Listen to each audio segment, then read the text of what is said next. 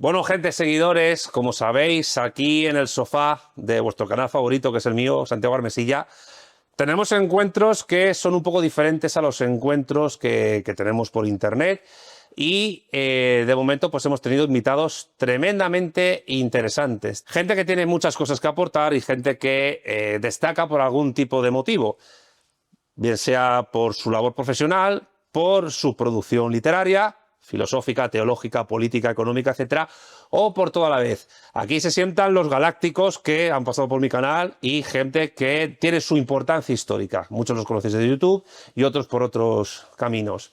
Pues bien, el primer representante oficial del clero que se sienta en este sofá, vuestro sofá favorito, no es otro que mi querido amigo, el pater Gabriel Calvo Zarraute. Gabriel, bienvenido al sofá.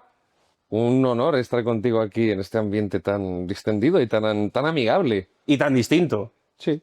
tan diferente a donde nos hemos encontrado normalmente, bien digital o personalmente. Pero bueno, aquí vamos a tratar de sacarle un poco de su zona de confort a Gabriel, porque es un tío que tiene mucho que aportar también en ámbitos de los cuales no suele hablar, pero también vamos a tocar cosas que tienen que ver con lo que él trata. De hecho, aquí tenemos una de sus obras más importantes, de Roma a Berlín, el volumen 1. ¿Cuándo sale el volumen 2? Bueno, estaba esperando para seguir trabajando en él cuando falleciera el Papa Francisco, pero por la sencilla razón además de cerrar una etapa. Entonces el volumen 2 estoy trabajando en él. Tengo muchos proyectos de publicaciones y demás. No te podría dar una fecha, porque también tengo que dejar un poco avanzar este presente pontificado de León XIV para ver un poco hacia dónde se van caminando. Entonces yo calculo que como mucho en 3 4 años podría salir el volumen 2, que vendría a ser así como de Roma a Berlín volumen 2, los enemigos del catolicismo. El primero se llama la protestantización, perdón, de la Iglesia Católica. 3 o 4 años es mucho tiempo para sacar otro volumen, ¿no? Pero es que se me impone las circunstancias históricas. Es decir, lo que he hecho en De Roma a Berlín es trazar un poco el camino de esa infiltración protestante, de esa asunción por parte de la leyenda de la superioridad moral, cultural, teológica, filosófica, económica, política del protestantismo, algunos elementos de protestantización que van introduciéndose en la Iglesia Católica con la teología nueva y demás. Y vengo a cerrarlo, que lo publiqué en el 2023, en esa fase, el pontificado del Papa Francisco, donde él también ha sumado a la Iglesia a la Agenda 2030. Entonces, bueno, la elección de León XIV y por dónde vayan dirigidos sus pasos, sabiendo siempre que quien guía a la Iglesia no es el Papa, porque no somos un partido político que dependa del líder supremo y de las decisiones del líder supremo. La Iglesia tiene 20 siglos y los papas pasan, y la Iglesia es previa a los papas y los papas están al servicio de la Iglesia y no es la Iglesia al servicio de los papas, es evidente. Pero creo que ese lapso, aunque sean 3 o 4 años, merecerá la pena porque también tiene que reconfigurarse, que no estaba en el 2022, otro escenario geopolítico. Y eso también tiene una serie de influencias. Por ejemplo, no es casual que el Papa Francisco, que arrasó por completo el derecho en la Iglesia, el derecho canónico, y que es fundamental, no es una cuestión simplemente de tecnicismos legalistas, no, porque si no hay una justicia natural, no puede haber una justicia sobrenatural. Entonces, no es casual que el nuevo Papa que ha sido elegido sea doctor en derecho canónico, sea un experto jurista. No es casual, después de la victoria de Trump, que el Papa sea norteamericano. No es casual. Nacionalizado peruano, que tampoco es menos importante, creo yo. Exacto, tiene un conocimiento perfecto de lo que podríamos decir de la Iglesia en toda América. Y además que la zona donde él estuvo en Chiclayo es una zona muy pobre de Perú y bueno, además es una zona donde sigue habiendo mucha teología de la liberación y luego tiene su experiencia de curia. Eh, yo creo que en ese sentido es un hombre bastante... Tiene formación filosófica, tiene formación matemática. Luego hay un detalle, esto pasó desapercibido para un montón de personas, Santi. No sé si recuerdas cuando, después de la muerte del Papa Bergoglio, publicó Trump ese meme disfrazado de Papa. Sí, parecía que estaba conspirando la sombra porque decía, vamos a poner a un papa de nuestro país que nos interesa. ¿Tú crees que iba por ahí el tema? La realidad empírica es que Eh, ¿Recuerdas cuando Trump cortó los fondos de la USAID? Sí. La Conferencia Episcopal de Estados Unidos recibía miles de millones de la USAID. Recibía esos miles de millones para atención a inmigrantes. Pero claro, la diferencia es que los inmigrantes que recibe Norteamérica son hermanos hispanos que no van a destruir a Norteamérica, y que muchos de ellos son católicos. De modo que al invertir ese dinero de la USAID, de los obispos norteamericanos, en ayuda a los inmigrantes hispanos, de algún modo revierten ellos porque son feligreses. Y son los hispanos los que están llenando las parroquias de Norteamérica, y todos los obispos gringos les están pidiendo a los curas gringos que todos aprendan español, porque cada vez los parroquianos son un más alto número hispanohablantes. Mm. Cuando Trump corta la financiación de la USAID, esto le afecta al Vaticano. ¿Por qué? Porque había una parte de esos fondos de la USAID a través de otra fundación que iban para el Vaticano para colaborar económicamente a los sostenimientos del Vaticano, que no se sostiene económicamente, entre otros motivos, porque tiene disparados el número de contrataciones. Nuestros seguidores tienen que saber que hay más de 5.000 personas trabajando en el Vaticano. Son muchos sueldos, por muchos ingresos que tengas por el turismo, son muchos edificios a mantener, y un elemento no menos importante son las pensiones. Claro. La gente que se jubila al Vaticano tiene que cobrar una pensión. Como es un Estado soberano, pues tiene una deuda acumulada el Vaticano de 2.000 millones, 2.000 millones de euros. 500 es una deuda estructural, sobre todo por la inercia de los últimos años del Papa Francisco, porque también muchas donaciones que recibía el Vaticano eran de multimillonarios, muchos de ellos norteamericanos, que no eran nada progresistas. De modo que la línea del pontificado del Papa Francisco no les gustaba, y entonces se cerró el grifo.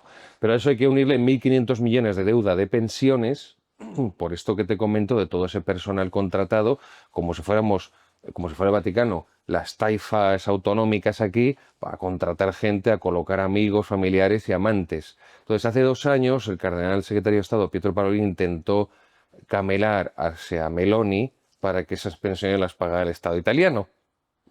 Y Meloni le dijo que no, no, no, no, no, y que primero, que Italia no está para tirar cohetes tampoco, y segundo, que ellos son un Estado soberano, o sea, que pongan orden en la Que se gestión. busque la vida. Claro, que pongan la gestión, y si no podéis contratar a la gente, que ya está. Y luego, sí, porque hacéis una inversión millonaria en el canal Vaticano que no ve ni el tato, en la radio vaticana que no escucha ni el tato, y en el periódico del Vaticano, el Osservatore Romano, que no lee nadie, que es una especie son como empresas estatales que se sostienen por decisión superior. Bueno, porque todo Estado tiene su radio pública, su televisión pública, su diario, bueno, o su boletín oficial del Estado, en este caso, se mantiene por una inercia estatal que es típica en el mundo contemporáneo, sí caso. Pero lo que es instrumento se acaba terminando por degenerar, transformándose en causa primera. Entonces hay una inversión de medios afines. Lo que debería ser un medio se convierte en un fin, y el que realmente es el fin, que es el de la evangelización, se subordina al medio. Y además un medio cada vez de una calidad en cuanto a contenidos más pobre, y ahí se subordina todo. Entonces, aquel meme de Trump disfrazado de papá, que pues hay gente que lo ha entendido como una salida más de Trump, de habituales suyas. Otros incluso se sentían indignados porque Trump ya jugaba, o le encantaría también ser papa. Era un mensaje, porque claro, al cegar esa fuente de ingresos, también que tienen que pensar nuestros seguidores que, claro, el Vaticano sostiene las nunciaturas en todos los países del mundo. O sea, hay una serie de gastos. Entonces, claro, ¿qué fuentes de ingreso le quedan? ¿Alemania? Con Alemania un problemón, porque cada vez hay más apostasías, y por el sistema del impuesto religioso que tienen, pues claro, la apostasía implica que han dejado de pagar ese impuesto, y entonces les niega los sacramentos. O sea, si tú eres católico, apostólico, romano y practicante, pero tenías que pagar ese impuesto, te prohíben los sacramentos. Pero si tú no lo eres y le pagas, te lo dan, no hay problema. O sea, Lutero alucinaría si viera estas cosas. Pero claro, Alemania tiene ese problema y es que cada vez está cayendo más su número de fieles, sobre todo por esa deriva totalmente modernista y liberal que ha tomado.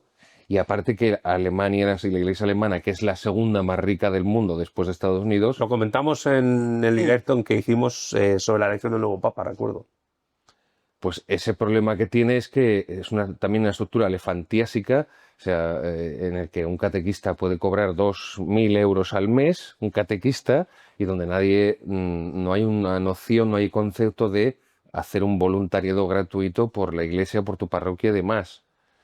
Entonces, ¿qué fuente Claro. de financiación queda? Si corta Estados Unidos, ya no tenemos Alemania, nos queda China. Y ese es el motivo de los acuerdos, los pactos secretos con China.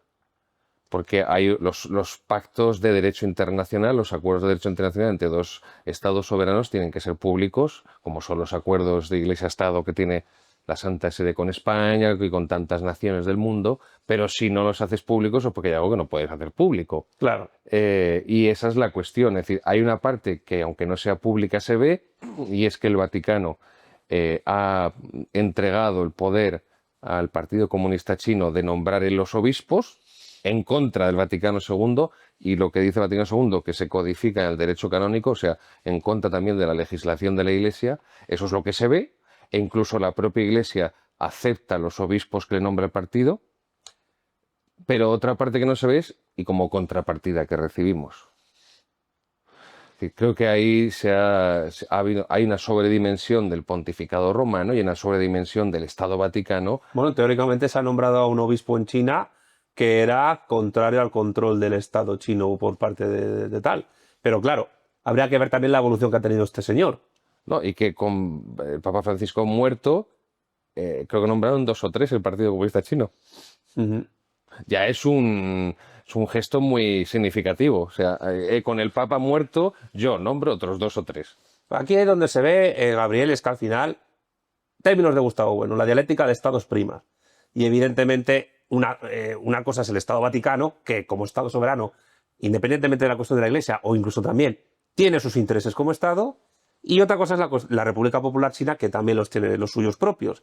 Y evidentemente no puedes poner en la misma escala un Estado de no sé cuántos habitantes tiene el Vaticano ahora mismo, pero es el país más pequeño del mundo, el Estado más pequeño del mundo, perdón, con uno de 1.400 millones, que es el tercero más extenso de la Tierra, 5.000 años de historia, un partido de 90 millones de militantes, que es la cúpula del poder, un ejército tal.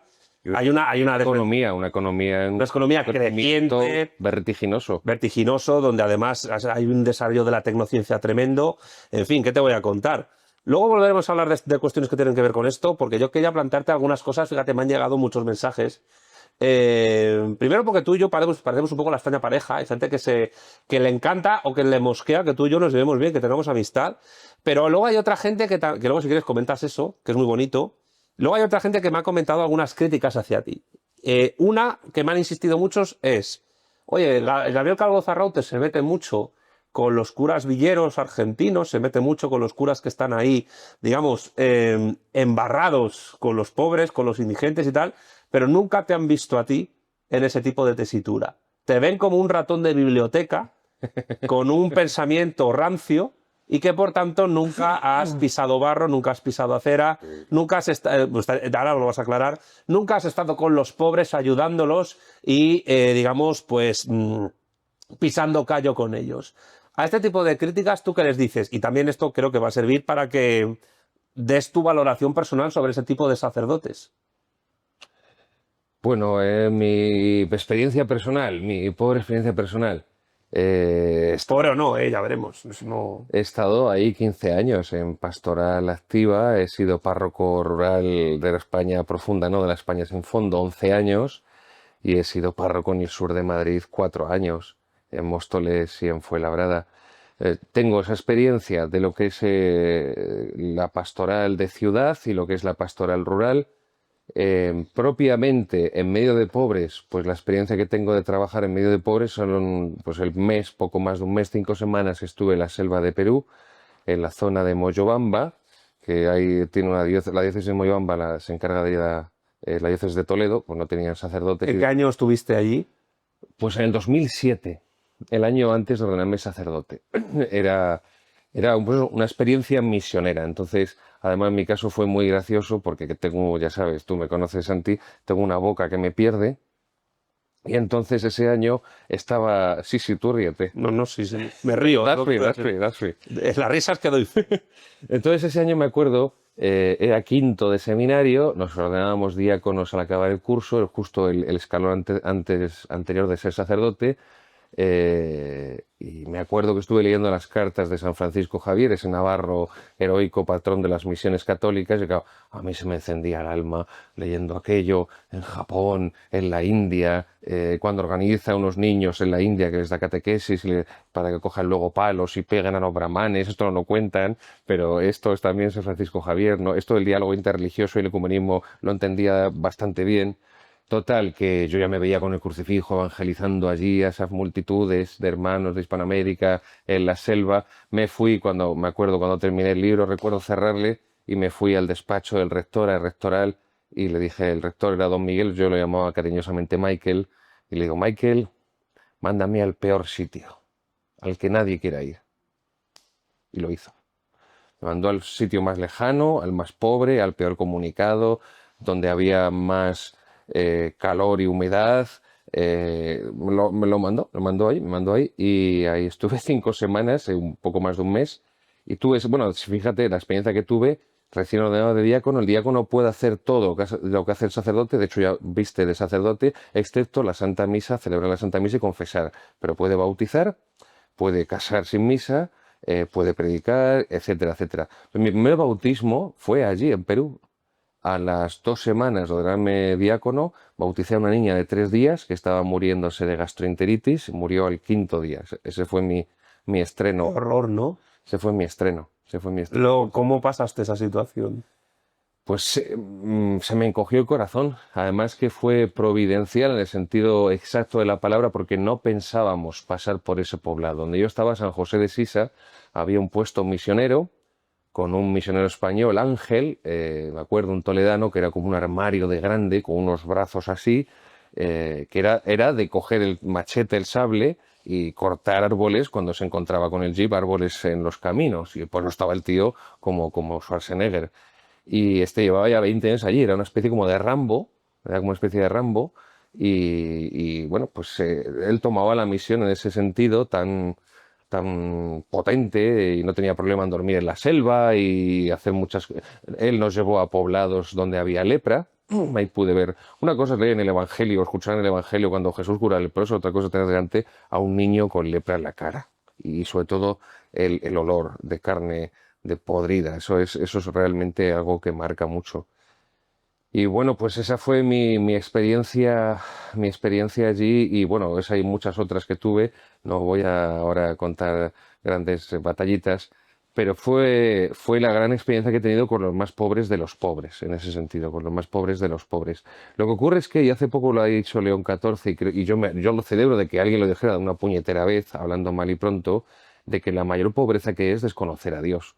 Y yo creo que el vacío existencial que hay en tantas millones de personas en el occidente liberal y ultra consumista y hedonista es mucho peor que el vacío existencial, porque yo ahí encontré personas que vivían en la pobreza, pero yo no podía decir que fueran pobres, que estuvieran vacíos interiormente, aun siendo personas que eran analfabetas pero yo no vi eso en ellos, todo lo contrario. Entonces, esa ha sido como la experiencia más de intensa que he tenido de llevar el Evangelio a los pobres y en medio de los pobres, porque yo compartí esas 5 semanas todo con ellos, compartí el dormir en su choza, compartí su comida, como pudo mi estómago lo llevó de la mejor forma posible, compartí pues eso, pues su forma de expresarse. Recuerdo que en un poblado pues estuve dando una catequesis. Había 35 niños que se bautizaban. Tuve que ser yo el padrino de los 35 porque no había ninguno casado por la iglesia, ninguno de los padres. Entonces no podía ser ninguno padrino más que yo. Ya. Les di a los padres una catequesis del nivel de un niño de 8 años, de media comunión, y ninguno me entendía. Y eso para mí fue un golpe muy duro porque yo no podía hacerme comprender. sea, entiéndeme, Santi, yo no podía bajar más el nivel. Yo no sabía cómo comunicarme con ellos de la forma más sencilla posible, que es algo que a mí me obsesiona desde que me ordené sacerdote, que es que cuando hablo la gente se entere de lo que estoy diciendo y no hable un lenguaje oscuro y retorcido y rebuscado y que la gente no entienda lo que quiero No, decir. una de las buenas cosas que tienes a nivel de característica personal, lo digo abiertamente aquí, es que no eres pedante. Eso es algo muy positivo. Pero entonces, se acaba esa experiencia. ¿Y cómo se acaba esa experiencia? Pues termina esa experiencia porque termina ya ese verano, tengo que continuar el sexto y último año de seminario, después me ordeno, estoy 6 años de párroco rural, 6 años en la frontera de Toledo con Ávila, en un pueblo de poco más de 100 habitantes, en otro de 400, con una media edad altísima, apenas quedaban todavía algunos niños, ya hoy en día, ¿no? Te hablo hace 17 años, voy a hacer 17 años ya de sacerdote, y bueno, esa es mi primera experiencia. Pobreza material, allí no encontré pobreza material, entre comillas, yo encontré pobreza humana en el sentido de que eran personas muy sencillas. Eran personas, muchas, no todas, pero unas cuantas, que ni siquiera se habían atrevido a emigrar a la ciudad, porque se les hacía muy grande. Entonces, personas en sentido, como decimos en España, muy de pueblo, muy sencillas, eh, pienso que muy nobles también, bueno, entonces esa pobreza humana, yo sí la vivía allí y estuve con ellos, y bueno, sobre todo la pobreza también entre muchas comillas, espero que no se me malinterprete muchas de las cosas que estoy diciendo porque tienen un contexto, la pobreza de la ancianidad. Eran poblaciones muy envejecidas que pagaban también muchos sufrimientos porque se veían muy abandonados por sus propios familiares, Y entonces, bueno, pues el escucharles, porque al fin y al cabo lo que reclamaban también era una persona que les escuchara, bueno, es un ejercicio de, de compartir. Es que la pobreza es muy amplia. O sea, la pobreza material la conocemos todos. Hay una la pobreza material en sí misma es mala. Por eso la Iglesia lucha contra la pobreza. Hay una pobreza abrazada por amor a Jesucristo que es virtuosa, que es la que profesan los religiosos cuando hacen el voto de pobreza evangélica, a semejanza de Cristo pobre, como dice San Pablo, que nos hizo ricos enriqueciéndonos con su pobreza. Pero luego hay una gama de pobrezas humanas, materiales, culturales, educativas, que también eso es pobreza. Cuando yo alguna vez me he referido así a los curas villeros, es que hay una cuestión que a mí me espolea especialmente y es que no hace falta volverte un izquierdista en el sentido de la izquierda indefinida que decía Gustavo Bueno para evangelizar a los pobres, porque nunca en 20 siglos hasta que comienzan las desviaciones en la Iglesia en el siglo XX, a mediados del siglo XX, nunca la Iglesia evangelizó, nunca los misioneros llevaron, o sea, entendieron que para estar entre los pobres tengo que ser de ideas y de teología progresista.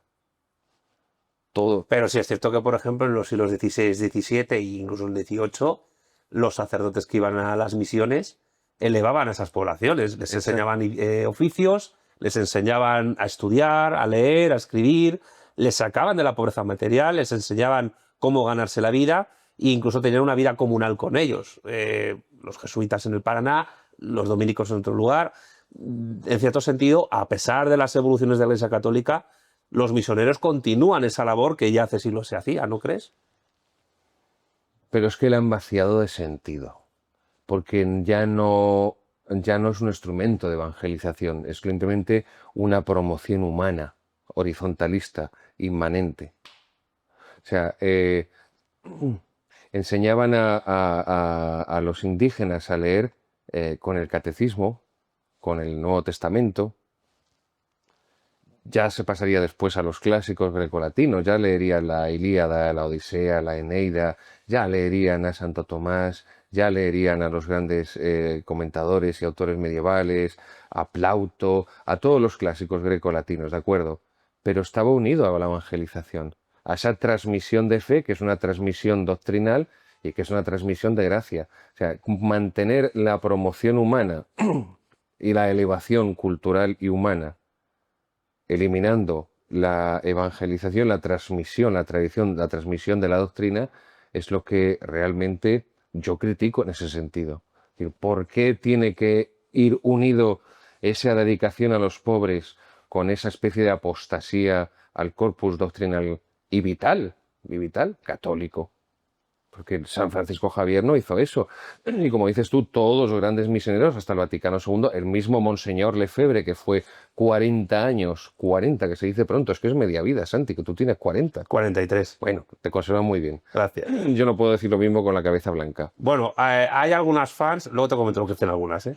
Pero un hombre que se tira 40 años en África de misionero como Monseñor Lefebvre y que eleva, yo recomiendo, si alguno de los seguidores tiene interés, hay un documental magnífico que se titula Un obispo en la tempestad, no sé si tú lo has visto, yo te lo recomiendo, Un obispo en la tempestad.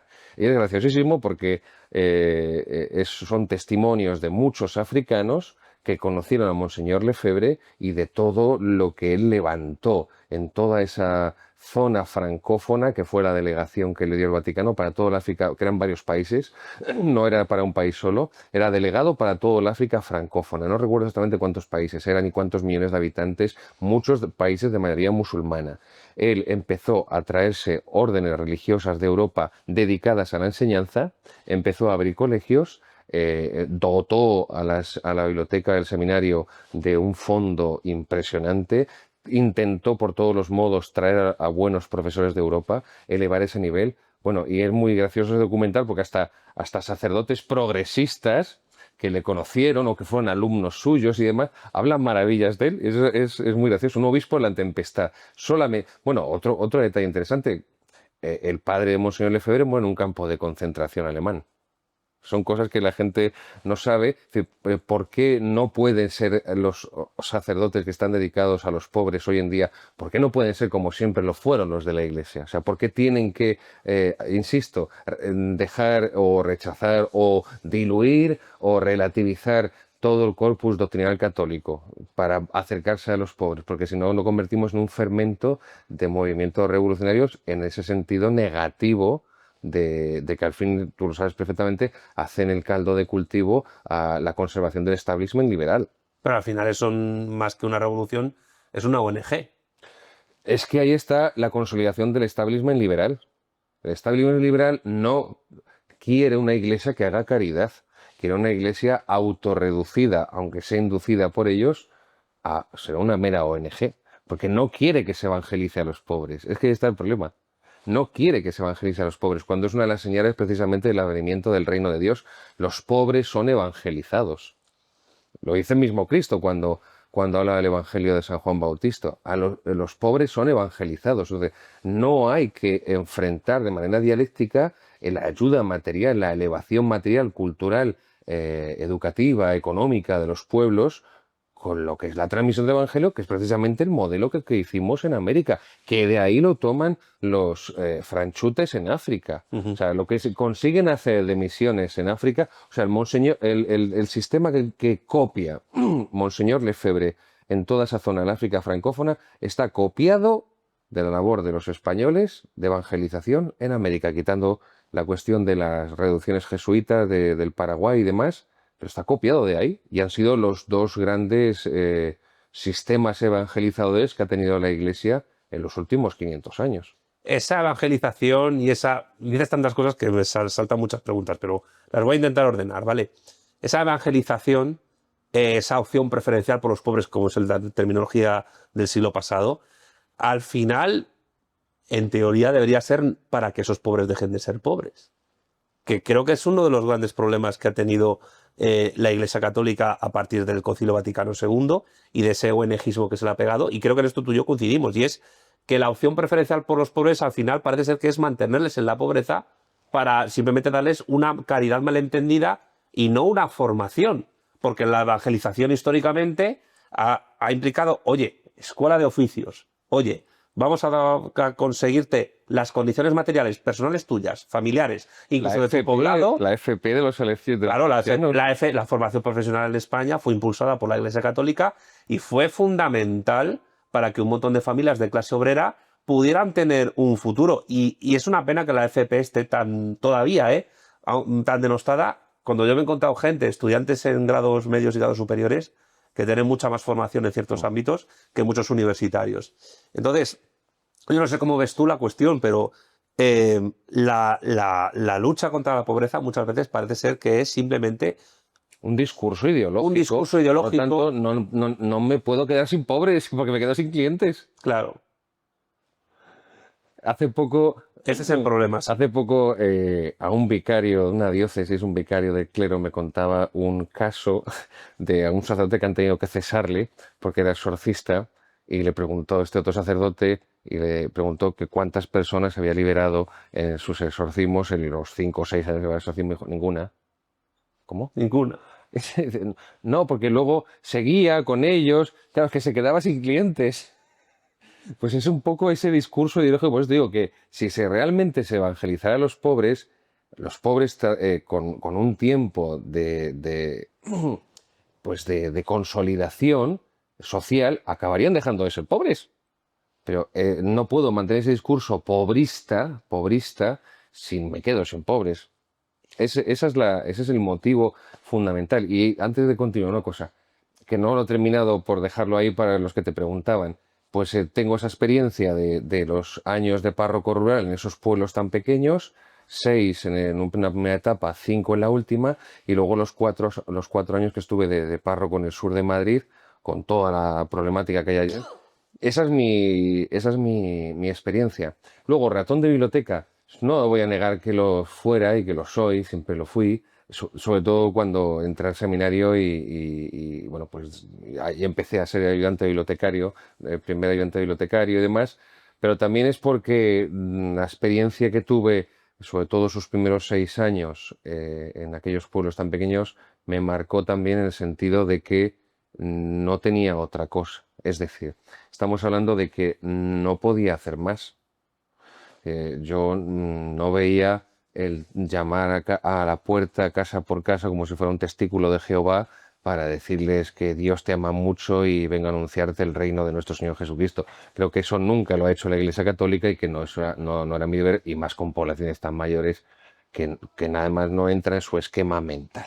Entonces, dentro de lo que yo podía hacer en un pueblos tan pequeños, con muy poca población de edad mediana o joven o niños, y con una población muy mayor que prácticamente con media hora de misa ya no tienen más, pues continué con el horario de 4 horas diarias de estudio del seminario y lo fui prolongando, y eso me ayudó pues a ir acumulando una formación, y es que no encontré, o sea, es que, ¿qué hacía Santi? O me sacaba la licencia de caza, porque tenía más ciervos y jabalíes que fieles, en los Montes de Toledo, o sembraba un huerto, o no sé, me apuntaba a un gimnasio, pero tampoco hay gimnasio.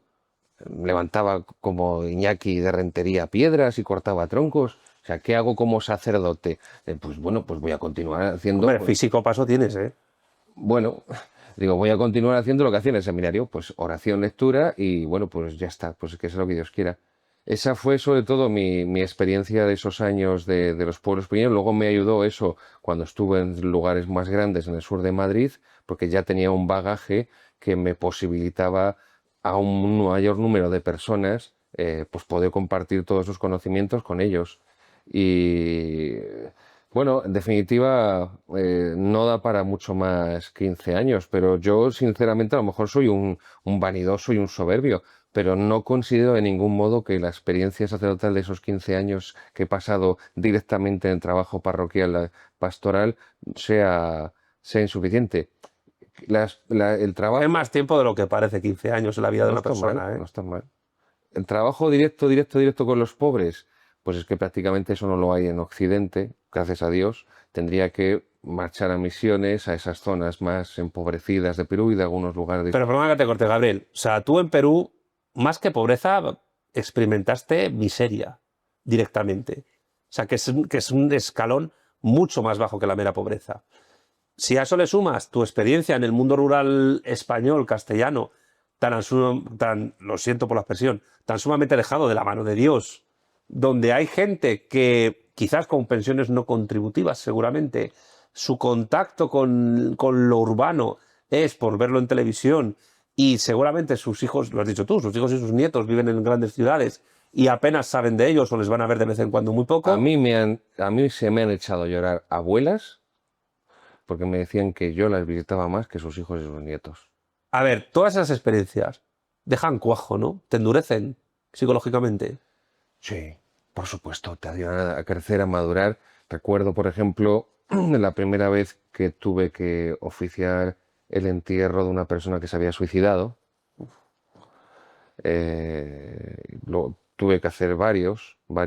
Uno de un hombre de mediana edad que había estado tomando una Coca-Cola yo en el bar como 2 o 3 días antes con él, porque había entrado en el bar a comprar tabaco, y cuando yo entraba al bar de alguno de los dos pueblos era terrorífico porque te enganchaban y te empezaban a invitar, porque querían mucho al sacerdote. Claro. Aunque no pisaran la iglesia, querían al sacerdote y para ellos era un honor y un privilegio que el sacerdote fuera a su casa a comer con ellos, aunque no pisaran la iglesia, ¿eh? Era un cariño y a mí me trataron muy bien allí, porque no fue fácil con 27 años recién cumplidos integrarme en un pueblo tan pequeño, tan anciano y vivir la soledad, porque yo nunca he vivido la soledad. No solamente que nunca había vivido solo, es que nunca había comido solo. En el comedor, en el cole, con mi familia, en la universidad compartía piso con unos amigos y amigas, luego en el seminario, o sea, comer solo a mí me deprimía. Comer solo me deprimía, me parecía, o sea, a las 6 de la noche, en invierno, a las 6 de la tarde, que se hace noche cerrada hasta el día siguiente, que sales a las 10 de la mañana a dar un paseo, llevas despierto de las 6 o las 7, pero bueno, y no encuentras a nadie por la calle para decirle buenos días, eso es duro para una persona de 27 años, que no vengo de una gran ciudad, vengo de una ciudad de provincias de Toledo, pero bueno, es distinto, muy distinto.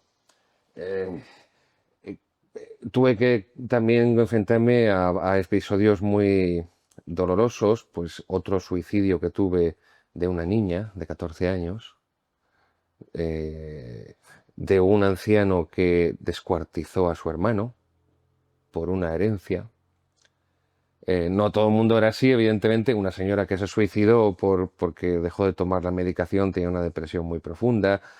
Bueno, digamos que esto ocurre en las grandes ciudades con mucha frecuencia, pero en el anonimato de la gran ciudad se pierde. En los pueblos pequeños reproducen en microcosmos la gran ciudad.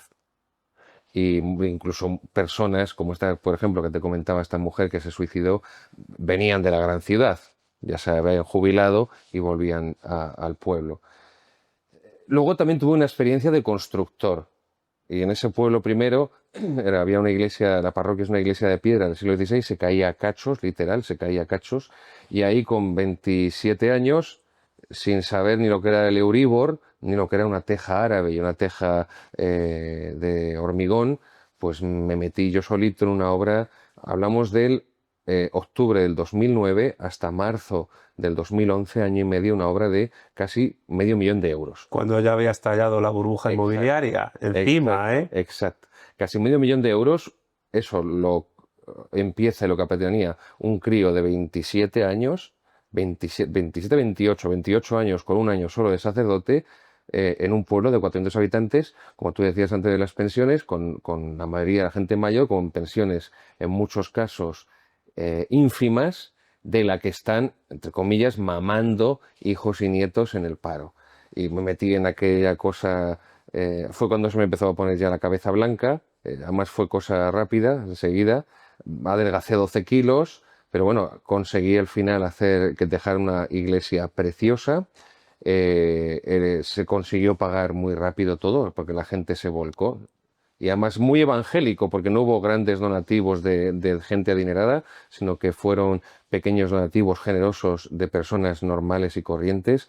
Yo empecé a recorrer más de media España pidiendo dinero, porque no podía salir 500.000 euros de un pueblo de 400 habitantes, pidiendo dinero a gente que no conocía en absoluto, simplemente por referencias que me daban unos u otros. Pues mira, en tal sitio, yo recuerdo a unos amigos, pues en tal ciudad viene a la misa donde voy yo un constructor. Llévale el proyecto y dile que te dé algo, a ver qué pasa.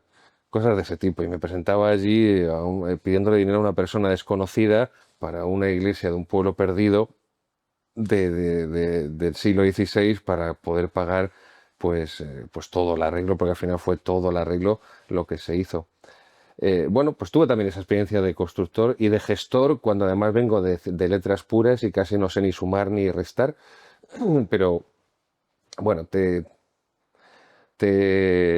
acumulas experiencias yo siempre digo que ha sido el destino de mi vida, ese primero.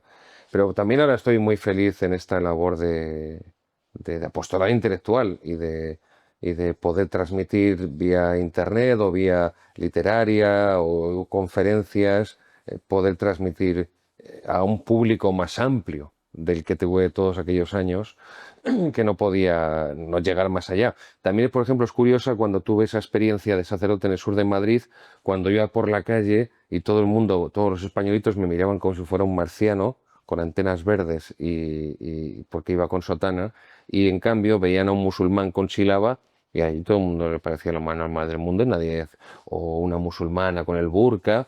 Esa gente no les llamaba la atención, pero el español que llevaba una sotana les llamaba mucha atención, te digo, como si fuera un alienígena que había aterrizado ahí después de pegarse del depredador. Pero bueno, y insultos, y también eso fue otra experiencia, ¿no? Pues muchos insultos por la calle de chavales jóvenes en el sur de Madrid que me llamaban la atención, chicos que yo nunca había visto en mi vida, nunca, jamás había visto en mi vida, y que te insultaban a gritos y gritaban blasfemias y te llamaban hijo de todo y pederasta y demás. Y yo decía, pero si no me conocen, yo no les conozco, pero ¿por qué se ponen así cada vez que me ven y cuando paso por aquí? Esto que hay un día hablando con una chica de la parroquia me dijo, no, pues me lo estuvo explicando, dice, no, es que en el instituto nos dicen que la iglesia es lo peor. Entonces, como la iglesia es lo peor, lo dice el de biología, lo dice el de literatura, lo dice el de historia, lo dicen todos. Mm. Entonces, claro, pues de repente te ven a ti y es como si fueras la encarnación del mal metafísico sin mezcla de bien alguno, y entonces sin conocerte de nada de repente empiezan a gritarte insultos y blasfemias por la calle y ven al musulmán con su chilaba o con el burka la musulmana, y como es la religión del amor y que tenemos que respetar su cultura y llevarnos bien con ellos y demás y ser inclusivos, pues con ello no tienen ningún problema. Todo esto te hace pensar mucho de en qué nivel nos estamos moviendo en Occidente. Tus experiencias personales las has incorporado no ya solo a tu labor divulgativa pastoral, sino a tu forma de entender la teología, la filosofía, la sociedad actual. A mi labor de divulgación, no, nunca. De hecho, esto es la primera vez que cuento muchas de estas cosas por la confianza y la amistad que Y tenemos. por el sofá. Puede ser. Hombre, si hubiese sacado unas aceitunas, una cerveza, también hubiera colaborado. Esto hay que decirlo. Ya puestos. No, pero te reconozco que no. La iglesia actual rinde culto al sentimentalismo. Estamos ahogados en sentimentalismo, al emocionalismo y a una cosa que se llama el testimonialismo, que para mí me parece pornografía espiritual. O sea, Claro, eso es muy evangélico exacto, en el sentido. exacto. Eso es una de las manifestaciones de esa protestantización de la Iglesia Católica, de esa infiltración pentecostalista. Entonces aquí todo el mundo testimonialismo Italia y empieza, insisto, esa pornografía interior, por espiritual, y empieza a contar, yo soy enemiguísimo de todo esto. Enemiguísimo. Ya te digo, hoy es por nuestra amistad y porque me siento muy, muy a gusto con mi amigo Santiago Mesilla. Pero nunca cuento cosas, intento, o si cuento algo es una mera anécdota, pero que ilumine algo. Sí, lo segundo totalmente. O sea, y toda mi experiencia de sacerdote, toda mi experiencia personal, sí que intento que esté al servicio a la hora de mi investigación, de mi escritura, de mi divulgación. Por ejemplo, cuando yo llego a ese primer destino, claro, yo comprendo que estoy ante personas con una cultura muy básica, que son personas que tengo que ponerme a su nivel para que me puedan comprender. Y de ahí viene esa obsesión mía de hacerme comprender por personas que tienen un nivel cultural muy bajo, porque han dejado el colegio muy pronto, no han tenido una formación después académica, no digo ya superior, no son ni siquiera secundaria, personas de campo, agricultores, ganaderos o personas que han ido a estudiar, bueno, han ido a trabajar a la gran ciudad o a las grandes ciudades, pero bueno, pues sus empleos han sido empleos a una fábrica y tal. Tampoco han cultivado ninguna inquietud intelectual, ni han llevado una afición por la literatura. Entonces, yo tengo que hacerme también comprender por esas personas. Y esa ha sido mi obsesión. Por eso me frustró tanto esa experiencia en Perú, en las misiones, cuando yo no puedo hacerme comprender a un nivel de un niño de 8 años. Es como si yo fuera mudo y no, o yo hablara tailandés y no pudiera hacerme comprender por ellos, ni tampoco yo, claro, puedo comprenderles. Entonces, intento siempre y por eso lo digo también, ¿no? Mis libros son tan gordos, pero porque intento que la gente, sin partir de una formación específica que no tiene por qué, pueda comprender a dónde quiero, lo que quiero demostrarle, y para eso tengo que meter muchas páginas porque tengo que explicar muchas cuestiones que ellos no tienen por qué conocer. No tienen por qué conocer. ¿Podría aligerar el número de páginas? Muchísimo, sí, dando por supuestas muchas cosas en el campo historiográfico, teológico, filosófico, político, jurídico, pero no escribo para una élite de privilegiados intelectuales. Prefiero dirigirme a una masa, en el sentido positivo de la palabra, a una masa de personas de entre las que, de entre las que tengan una inquietud intelectual y un deseo por aprender, puedan asumir con perseverancia la lectura de un libro sobre cuestiones profundas y de un libro voluminoso, pero por eso también los epígrafes tan numerosos, pero que haciendo poco a poco puedan tener esa experiencia personal de enriquecimiento y de conocimiento a medida que van leyendo. Porque creo que eso yo lo he experimentado y lo sigo experimentando, me imagino que tú también, cuando estás estudiando, estás profundizando, estás investigando, y el hecho que tú estás experimentando de que estás aumentando tus conocimientos, de que de que se te está posibilitando el poder interrelacionar conocimientos, el poder profundizar también por esa interrelación, el poder evitar cualquier tipo de simplificación porque vas a la complejidad de la realidad, porque tienes una mirada interdisciplinar sobre la realidad. Y porque la realidad es compleja. Y porque la realidad es compleja, porque es viva, pues creo que eso es una experiencia de la del conocimiento muy importante. Y tú antes has dicho una cosa, y es la de la opción preferencial por los pobres. Lo que ocurre es que la Iglesia, a medida que se ha ido volcando con ese matiz ideológico por la opción preferencial por los pobres, a quien ha dejado olvidados es a los intelectuales. O sea, la Iglesia ha renunciado a la intelectualidad, ya no hay figuras intelectuales eclesiásticas. Te iba a preguntar por eso ahora, porque quedan teólogos dentro de la Iglesia y laicos católicos que tienen su importancia. Pero voy a los eclesiásticos. Vale. Porque hablamos, por ejemplo, en el siglo de oro. La élite de intelectual eran eclesiásticos. No digo que se tenga que mantener que la élite intelectual sean solo o casi exclusivamente eclesiásticos. No, eso ya no es viable. Por eso, pero ahí está la cuestión. Pero es que entre las élites rectamente entendidas, no los subvencionados y paniaguados, entre las élites intelectuales, ¿dónde están los eclesiásticos? O sea, ¿hay catedráticos de universidades eclesiásticas? Sí, pero tienen una producción endogámica, totalmente onanista, volcada sobre sí mismos y sobre la institución. No hay divulgación. Pero esa producción endogámica, burbujil, si quieres, no es solo patrimonio, entre comillas, de la Iglesia Católica. Eso será en todos los ámbitos del saber. En el ámbito académico laico, en las universidades, los departamentos viven en una burbuja. Y desde esa burbuja influyen en la sociedad.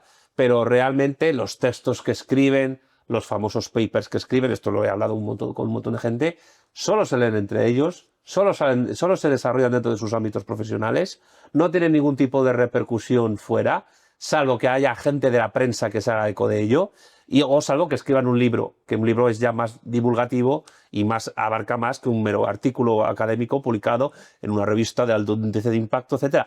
Porque es que la teología también ha caído en esa forma de producir saberes. Está vosotros, el clero, tú no tanto, pero también ha caído en esa cuestión de vamos a publicar en revistas especializadas, etcétera. Por eso, que un... Tampoco la palabra divulgador me gusta mucho, porque está empezando a ser un poco denostada y con razón. Pero es verdad que cuando uno tiene un cierto éxito a la hora de difundir investigaciones, los gremios, gremialistas corporativos, sea teólogos, sea historiadores, sean filósofos o sean, yo que sé, incluso científicos estrictos, van a mirar con malos ojos al que lo hace. Sí. Y eso te ha pasado a ti, me ha pasado a mí, le ha pasado a Marcelo Gullo con el tema de la leyenda negra, le ha pasado a María Vida Rocabarea, con lo cual no es una cosa exclusiva de la Iglesia, es algo propio de los tiempos que corren, donde hay un academicismo corporativo muy propio de la forma en que las universidades se han instaurado como centros de exclusivismo. Mónadas. Sí, mónadas, leibnizianas, Mónadas. pero que las mónadas, tú sabes tan perfectamente como yo, que como tal no existen. Fue una propuesta de Leibniz sin ningún tipo de sentido, ni realismo, ni científico, ni ontológico.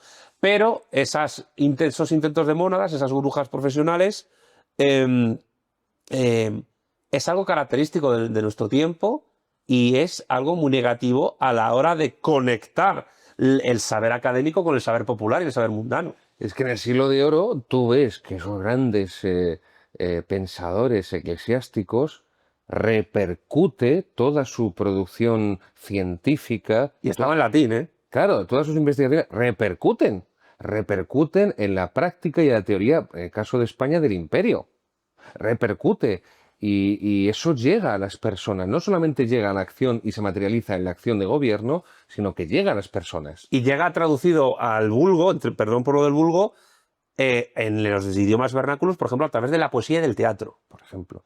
Lo que dice, ahora que dice el teatro, lo que dice Menéndez Pelayo de la historia de los heterodoxos españoles, cuando habla de España, dice que era un pueblo de teólogos, Sí. porque asistían a los autos sacramentales de Calderón, por ejemplo, y los entendían perfectamente.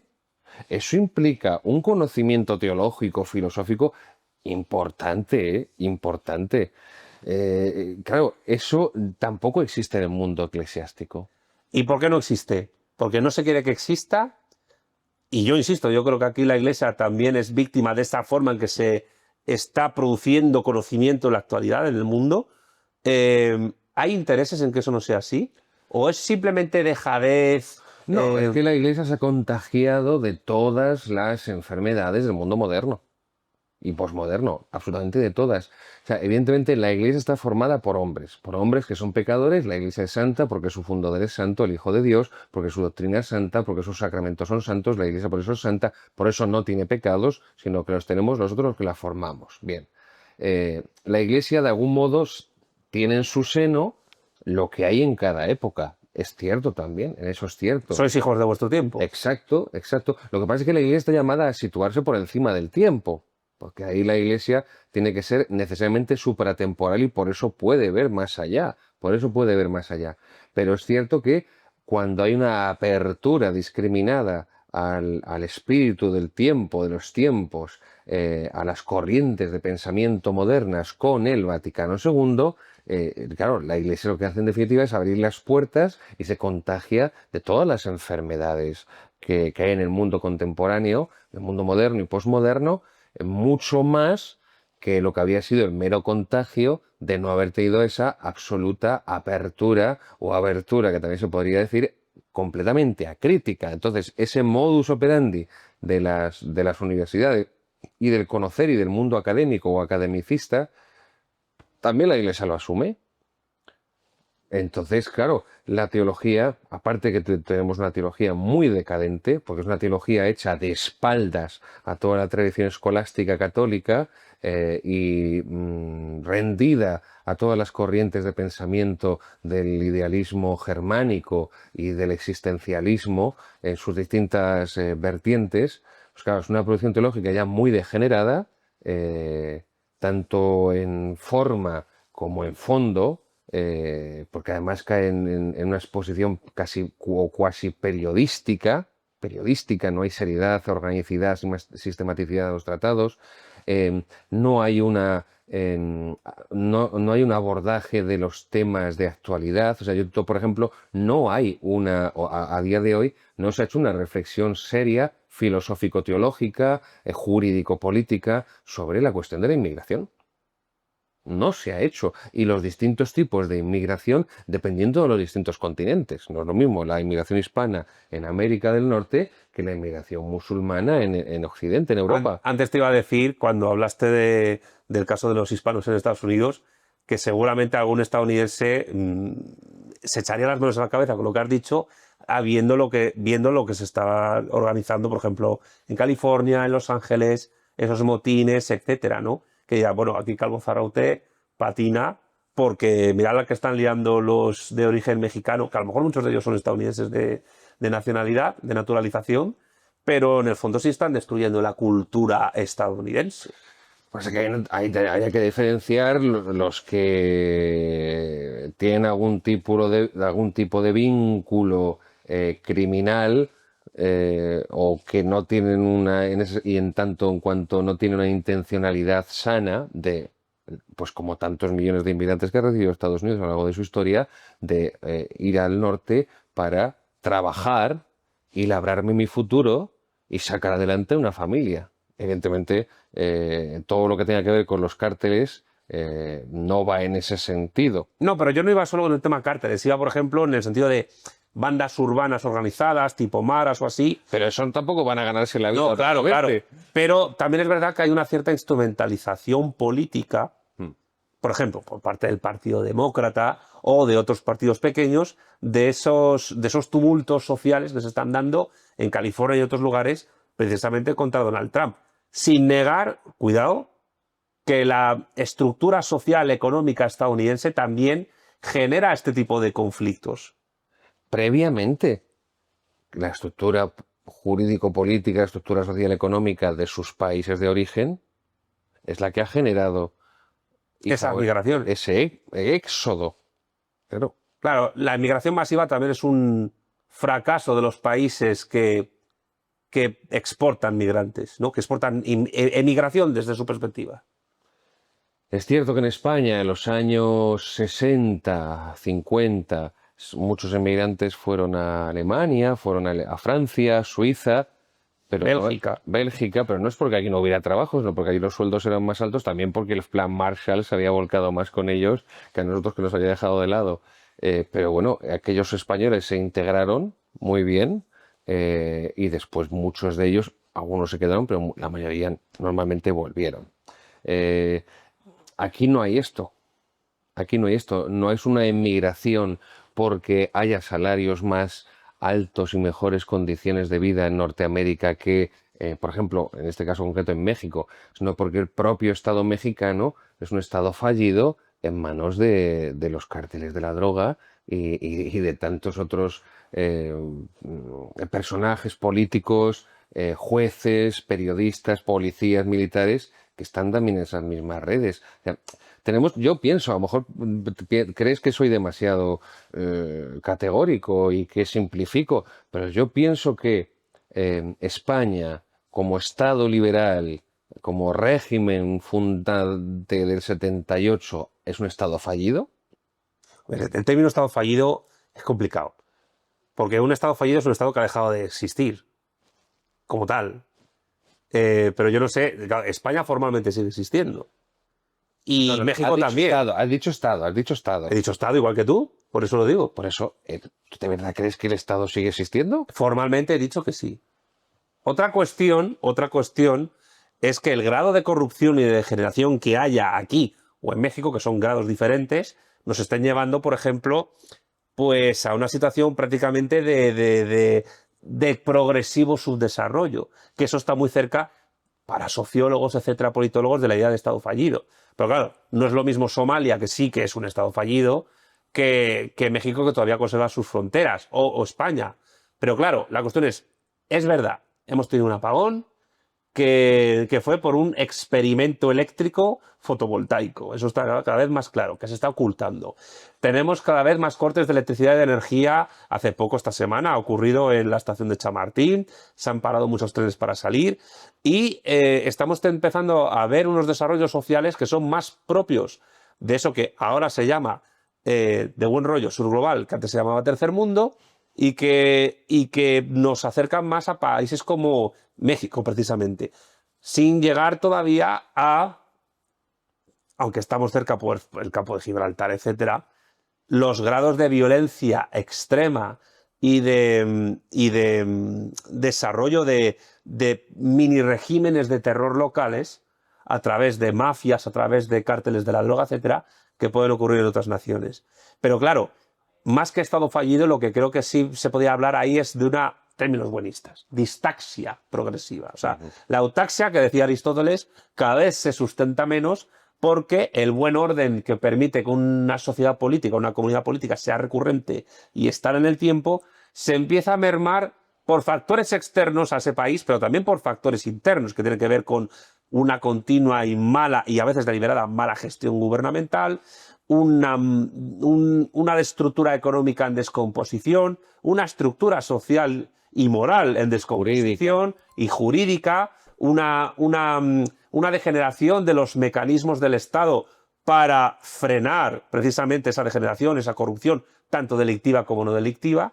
Sistema educativo. Eso es el sistema educativo, que repercute en el tema universitario también, Por eso. que repercute también en la iglesia, porque yo me atrevería a decir que los curas jóvenes que vienen cada vez tienen peor formación. Oh, no lo dudes. Eso es No así. lo dudes, no lo dudes. Entonces, ese estado... Porque además vienen de un sistema educativo destruido, en el que se ha penalizado y perseguido y promovido que no se esfuerce nadie por aprender y que se aprenda lo menos posible, se integra en un sistema eclesiástico de formación del seminario, donde lo que prima es la praxis, la pastoral, el hacer, y además ese hacer sentimentalista, de selfies, de hacer no sé qué reunioncita, de irte a la Warner con los muchachos de la parroquia y tal.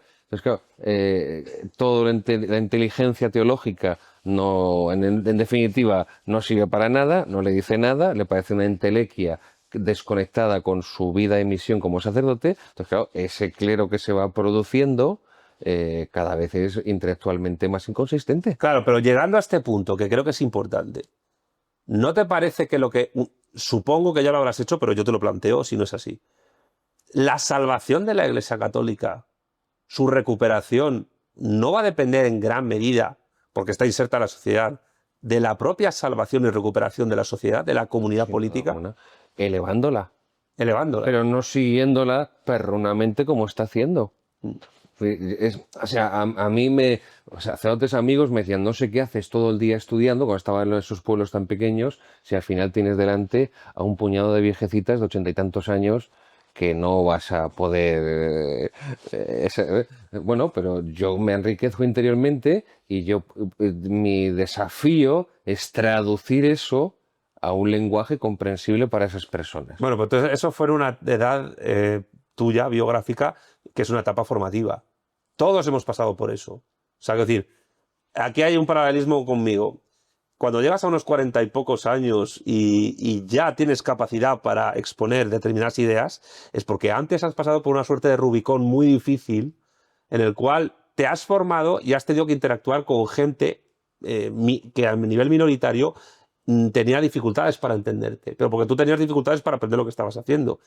Pero quiero decir, todos los que ahora mismo, con la edad que tenemos, millennials que somos, estamos en esa tesitura. Bueno, millennials. A ver, del 80 al 95 son millennials. Ah, vale. Entonces tú entras ahí. ¿Para qué? Vale. Tienes el pelo más blanco que yo todavía. Vale. Pero la cuestión es que esa especie de prueba vital de los veintitantos, treinta y tantos, es fundamental para llegar a donde has llegado ahora. No sé si lo has pensado alguna vez. No. O lo has reflexionado. Pero sin esa etapa de frustraciones, de durezas y de compañeros que te dicen no serías quién eres. Sí. Sí. Por eso yo siempre sostengo en mis obras y es un poco también la intención, una de las intenciones, la intención con lo que la hago, que es elevar el nivel. voy a elevar el nivel, voy a intentar, la gente que me escuche en un programa, la gente que me pueda leer un libro, voy a intentar elevar su nivel de conocimiento y además con esa amplitud de miras de hacerlo mm, unitario, en el sentido de abrirle el campo, no solo de la teología, también de la filosofía, también de la historia, también del derecho. O sea, un campo amplio, que, porque así ha sido también la reflexión de los grandes teólogos y de los grandes pensadores y filósofos de la Iglesia. Entonces, se, la Iglesia puede salvarse, como bien decías tú, en la medida en que cumpla con su misión. En la medida en que cumpla con su misión, debe necesariamente, eso implica elevar el nivel. O sea, ¿qué hizo Cisneros? Cisneros eleva el nivel intelectual y moral del clero. Eso es al final la reforma de Cisneros, para que el clero a su vez eleve el nivel intelectual y moral del resto del pueblo.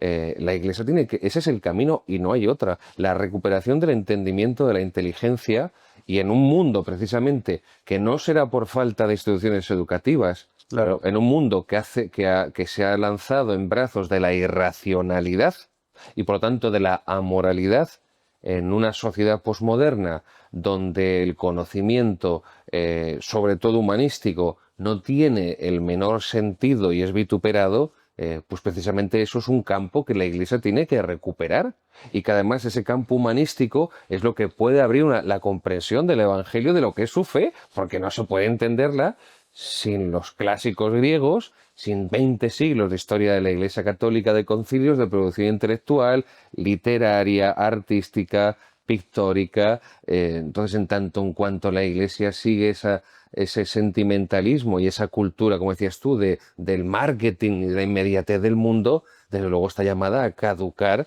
como va a caducar todo eso. O sea, dentro de 100 años, ¿qué va a quedar de los centros comerciales?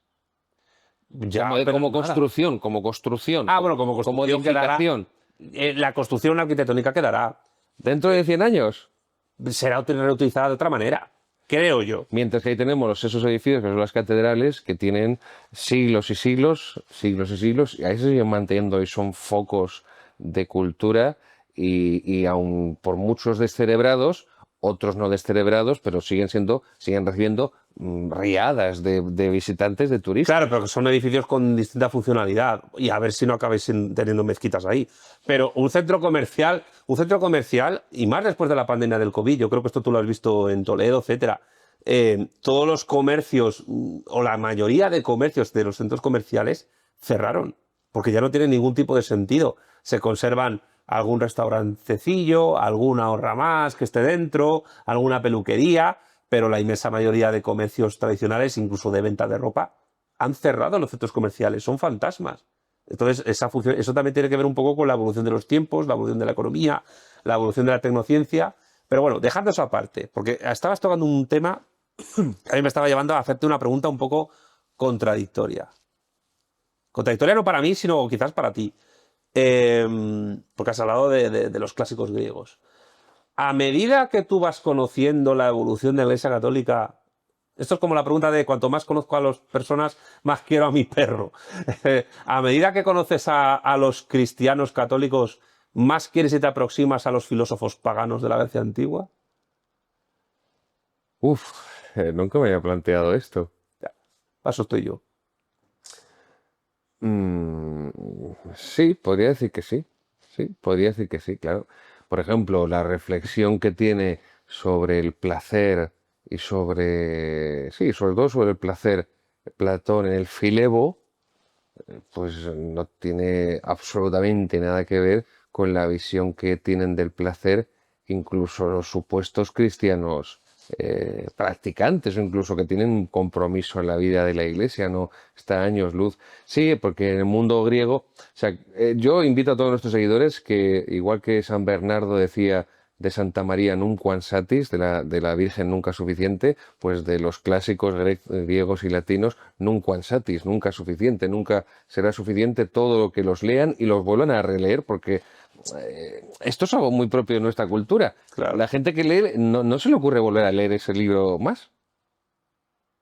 Y creo que eso es fundamental. La relectura se ha Sí, perdido. yo creo que eso es fundamental. O sea, volver a primero que los clásicos es un privilegio intelectual leerlos, y especialmente, particularmente los grecolatinos, y segundo que las relecturas te iluminan mucho más, profundizas mucho más y además cuando sueles realizarlas, evidentemente el momento, tu propio momento vital es distinto del que hiciste la lectura anterior y te pueden iluminar y puedes seguir recabando sí, enriqueciéndote con esos mismos textos. Y una persona que descubre el Quijote y relee el Quijote se da cuenta del inmenso conocimiento de los clásicos grecolatinos que tenía Cervantes. Sí, cierto. Y no es una casualidad. Entonces, los griegos que saben unir la reflexión intelectual profunda, honda, filosófica, al mismo tiempo que la saben unir con la arete, con la virtud, con ese hábito operativo, al mismo tiempo que tienen la noción de la polis, de la comunidad política, al mismo tiempo que en ese mismo mundo griego, tú lo sabes, tan fragmentado y tan enfrentado habitualmente, por desgracia, y que eso les hizo al final, en definitiva, fracasar, pero el sentido del honor, de la fuerza, de la lucha que tiene una Esparta, que no creo que sea que se tenga que contemplar dialécticamente en ese sentido con Atenas. Creo que esas simplificaciones que nos han vendido son completamente falsas, ¿no? Igual que cuando Petrarca entrega el cetro de la sabiduría a Platón y parece que se lo arrebata a Aristóteles y el gran sabio del Renacimiento del mundo antiguo es Platón y no Aristóteles, que era un racionalista cientificista, ¿no? Y nos quedamos con la belleza del lenguaje poético y de las expresiones y metáforas de Platón. Pienso que es una mina de conocimiento en mundo clásico y evidentemente cuando proyectas esa mina de conocimiento a nivel teórico y a nivel de la praxis sobre el mundo contemporáneo, iglesia y cristianos actuales incluidos, no te digo ya funcionarios eclesiásticos, bueno, poco menos que sufres unas contracciones estomacales que te llevan a vomitar, ¿no? Aquello que dijo Bernard Shaw, como se me diga, que decía que él pensaba que en el siglo XIX el hombre había alcanzado las cotas, las mayores cotas de la elevación del pensamiento y cuando leyó a Platón dijo que no, que ya hacía mucho que el hombre había llegado a alturas mucho mayores y que más bien había ido rebajando esa grandeza del pensamiento de los clásicos. Esto que era moneda común en la Iglesia Católica ha desaparecido, es decir, antes del Vaticano II había una formación humanística muy grande en los seminarios, de lectura de los clásicos y de traducción de los clásicos grecolatinos. Esto ha sido barrido por completo después del Vaticano II y es una pobreza inmensa. Yo recuerdo cuando era seminarista una discusión que tuve con un sacerdote mayor porque él le parecía que era maravilloso que se hubiera eliminado toda esa formación humanística, porque decía que no servía para nada, ¿ves? El utilitarismo, el pragmatismo anglo, que no servía para nada y que la gente esto no lo entendía y demás, y que le parecía también poco menos que entretenimientos pues de pedantes a los Sheldon encerrados en una biblioteca. Pero yo le dije enseguida, no, es que a los que veníamos detrás nos habéis privado de esto y tenemos que buscarlo de forma autodidacta por nuestra cuenta. Y al final es que toda esa formación humanística te enseña a pensar, te ayuda a pensar y por lo tanto te ayuda a vivir. Y las experiencias que tú encuentras en los clásicos grecolatinos te iluminan también tu vida. O sea, por ejemplo, a ver, que se me ocurre así a bote pronto, en la Odisea, Ulises, cuando pide que le aten al palo de la embarcación, porque él quiere experimentar, sin que le tapen los oídos, quiere experimentar el canto De las sirenas. de la sirena, pero no quiere, evidentemente, perecer y además arrastrar con ello a sus hombres. Es decir, el ser humano que quiere, esa dualidad de la tentación. Esto lo refleja un poco también C.S. Lewis en Las cartas del diablo, su sobrino, esa dualidad del ser humano que se siente atraído, que quiere de algún modo experimentar la tentación, pero no quiere ceder a la tentación por lo que sabe que eso le va a destruir a él y va a destruir también a otros, va a destruir a Claro. otros. Esas reflexiones sobre la condición humana son magníficas. Alguna cosa así no entra en profundidad. Hannah Arendt, en su ensayo sobre la condición humana, alguna apunta, pero no entra en ninguna en profundidad. El mismo Quijote, la dualidad del ser humano, del idealismo quijotesco, del realismo de Sancho Panza, de la tristeza que sufre el Quijote cuando le apalean, cuando se ríen de él.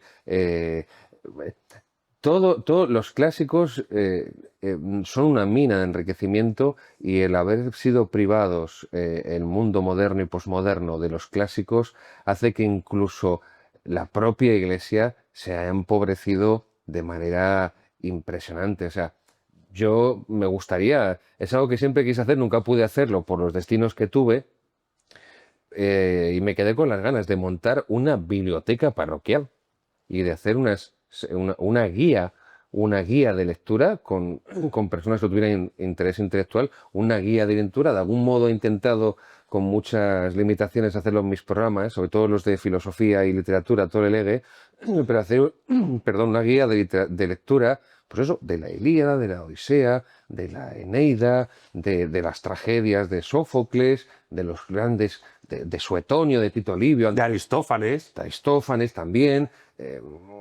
Bueno, incluso, no sé, pienso Quinto Curcio, la vida de Alejandro Magno, se escribe todas Estrabón, la guerra del Peloponeso de Tucídides, la Anábasis de Jenofonte, tantas obras clásicas que son relatos de aventuras, aunque sean incluso escritos originalmente como poemas, pero que que es una mina para una persona de conocimiento del mundo griego clásico, antiguo y romano, pero también de reflexión personal, porque no hace falta tener fe para eso.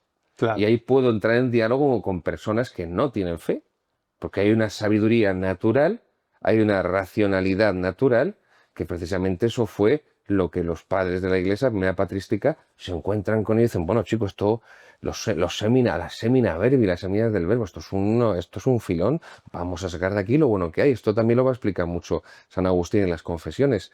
Entonces, es que la propia Iglesia, al volverse contra su pasado, contra su historia, se ha amputado lo mejor que tenía de su pasado, de su historia, por subirse a ese carro irracionalista posmoderno, superficial. Voy a hacerte 3 preguntas más y la primera es comprometida. En tu estudio del protestantismo, que es necesario para escribir este libro y para otras cosas, ¿hay algún o algunos teólogos protestantes que salves? ¿Que te parezcan que es gente de muy alto nivel teológico y filosófico? No. Ninguno. No, porque normalmente el problema es comprender la esencia del protestantismo, que no es más que el anticatolicismo. Pues claro, como partimos de ahí, es muy difícil encontrar en sus sistemas teológicos elementos que no estén contaminados por esa pasión. O sea, porque en definitiva el motor es una negatividad. Es el anticatolicismo, es Hombre, claro, si la Iglesia Católica no existiese, ya no tendrían nada contra lo que protestar. lo que decíamos de los pobres y la acción por por los pobres. Entonces, claro, desde ese punto de partida ya envenenado, poco puede salvarse. Hombre, es cierto que yo, como el padre Benito Jerónimo Feijó, puedo leer autores protestantes o ateos y nihilistas, marxistas, y puedo encontrar elementos interesantes. El mismo Santo Tomás dice que toda verdad proviene del Espíritu Santo, en la Suma Teológica. Toda verdad procede del Espíritu Santo. Incluso yo puedo encontrar, y lo reconozco, esto es una confesión, me encanta leer a Nietzsche. Me encanta leer a Nietzsche. Con lo anticatólico que era, ¿eh? Exacto. Reconozco que he releído y releo a Nietzsche, no con la frecuencia que me gustaría, pero intento cada año al menos leer 2 obras de Nietzsche. Eso tengo como un objetivo personal que lo cumplo año tras año. La relectura, ya hace mucho que leí todas las obras, pero la relectura de las obras de Nietzsche. Reconozco que literariamente, y eso que son traducciones del alemán, imagínate lo que sea en alemán en su idioma propio, reconozco que literariamente Es poderoso. exacto, su riqueza de metáforas, a mí me encanta, me encanta. Entonces, incluso yo intentando y me esfuerzo de leer sin prejuicios y de investigar los escritos teológicos y filosóficos sin prejuicio de los teólogos protestantes, no encuentro, incluso salvando algo, pero como el primer motor ya está envenenado, es muy difícil. Otra cosa podría ser, insisto, otro tipo de pensadores, hasta anticatólicos, anticristianos como Nietzsche, pero que tampoco puedes decir que toda la filosofía de Nietzsche se realice en virtud de su idea negativa del cristianismo. No, pero sí es un motor importante, en tanto que él identifica el cristianismo como una suerte no de opción preferencial por los pobres, sino de opción por los débiles, algo que él desprecia. Yo creo que esto te lo he contado, o si no te lo he contado a ti, te lo cuento ahora. Yo en el instituto, yo fui a un colegio de curas, Clérigos de San Viator, que por cierto, hace unas semanas fue el 25 aniversario de nuestra graduación. Un abrazo a todos con los que compartí reencuentro. Yo fue en clase de religión con el profesor Jesús Arroyo, donde conocí a los filósofos de la sospecha. Feuerbach, Marx, Nietzsche y Freud. A mí Marx me encantó, me marcó la forma en que me enseñaron a Marx los curas. Además lo enseñaban de manera escolástica, para luego tratar de rebatirlo, pero lo explicaban muy bien. Una de las mejores explicaciones de Marx las puedes encontrar en ese tipo de textos. Freud me dejó un poco...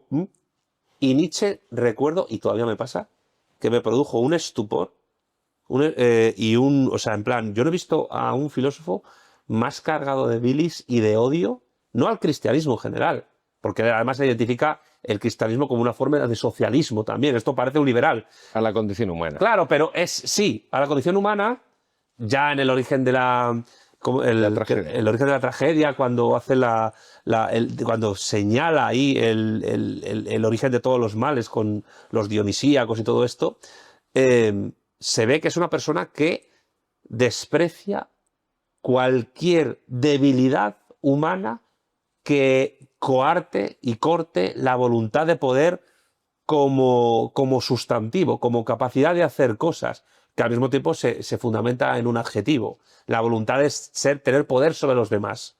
Entonces, ahí Nietzsche, que tiene una prosa poderosa, no lo niego, porque además no era filósofo de formación, era filólogo. Era filólogo, y eso se nota mucho, y en idioma alemán los filólogos pues están, o sea, son pomposos, ¿no? La cuestión es que Nietzsche, sin embargo, mira, con 17 años yo me leí El Anticristo. Es uno de los libros que mayor odio por el débil vas a encontrar. Y eso es algo que realmente choca con lo que yo defiendo y con lo que defiendes tú. Es decir, choca con la compasión, con la lucha por el débil, con la lucha por empoderarle, que es un término muy, muy moderno y tal, pero hay que decirlo así, de que las personas que sufren opresión, explotación, que sufren algún tipo de oprobio simplemente por su debilidad social, estructural, incluso física, salgan de esa situación. Pues Nietzsche aborrece eso. Nietzsche lo aborrece. Es verdad que el Anticristo es una obra tardía y en la que él ya está un poco muy tocado de la cabeza. O sea, es decir, está nada de abrazar al caballo, de pedirle perdón en nombre de la humanidad y cosas así. Luego viene su hermana y hace las cosas que hace. Pero evidentemente, claro, yo creo que es importante leer al contrario. Es fundamental, no para reforzar tus posiciones, sino también porque puedes aprender de él. Pero claro, poner el ejemplo de Nietzsche es quizás poner el ejemplo del filósofo, y Quintana Paz estaría en contra de nosotros ahora por decir esto, por el filósofo que más quizás ha hecho por desestructurar cualquier tipo de amor, de filiación de amor que pueda tener un ser humano hacia alguien que sufre. Yo no sé cómo lo ves tú, pero en eso Nietzsche quizás ha abierto el camino a muchas cosas que han ocurrido después. No, sin duda alguna. Pero insisto, encuentro más elementos, aunque no sean más que estético-literarios, en Nietzsche interesantes, que en teólogos protestantes, que encuentro que ya se parte de ese odio. Es que es así, o sea, son muy alemanes, son muy correctos, son muy educados, no van a usar una terminología incendiaria, evidentemente, que yo sí la empleo, reconozco, pero toda su producción está lastrada por eso. Ani, no digo todos, absolutamente todos, pero por ejemplo, yo sí puedo leer a César Vidal y señalar los errores que creo a mi juicio que tiene César Vidal, sobre todo por una visión muy sectaria, protestantizada, eh, y puedo encontrar elementos interesantes. Pero yo sé que César Vidal nunca, jamás, y conste que en un tuit puso a parir justo este libro, justo lo puso en un tuit suyo, pero reconozco que él no va a hacer eso conmigo. O sea, él nunca jamás reconocería que ha leído un libro de un sacerdote católico y que ha podido encontrar desarrollos intelectuales en él que merezcan la pena. Es una cegación voluntaria. Y eso que ha tenido una evolución particular en los últimos años este señor, ¿eh? Sí. Pero es verdad que todavía ahí no ha llegado, o no llegará nunca. Otra cosa es el mundo ortodoxo. En el mundo ortodoxo puedes encontrarte muchos elementos de teólogos o de la teología ortodoxa, pues que sí son recuperables o que son incluso asumibles o que son... yo creo que no se le considera, propiamente no lo es, pero yo creo que no es descabellado que se pueda considerar, entre comillas, una especie de teólogo literato a Dostoyevsky. Hombre, la literatura rusa tiene mucho de teología. Exacto. Entonces yo, Crimen y castigo, por ejemplo. Los hermanos Karamazov, bueno.